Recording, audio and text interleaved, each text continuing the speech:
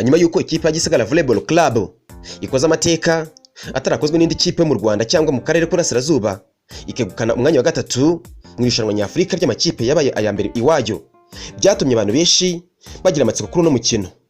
Bati volleyball yakomotse he, ikintu wite n'ibindi byinshi. Muri iki kigeranyo kigufi tugiye kuvuga kuri uno mukino. Nge mugiye kubana muri iki kigeranyo kigufi nitwa Innocent Bimenyimana. Iyi ni hajyo icyizere. Ikaze.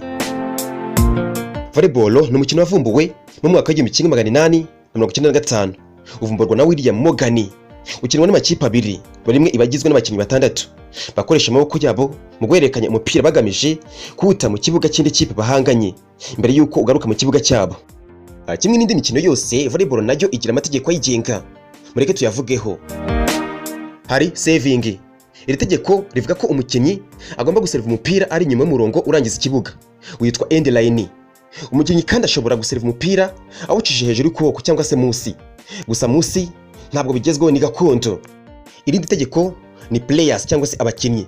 Ikipe ya volleyball iba igizwe n'abakinnyi batandatu bajya mu bice bibiri by'ikibuga byitwa back row ndetse na front row. Buri gice kijyamo abakinnyi batatu bagenda bahinduranya imyanya mu cyitwa rotation.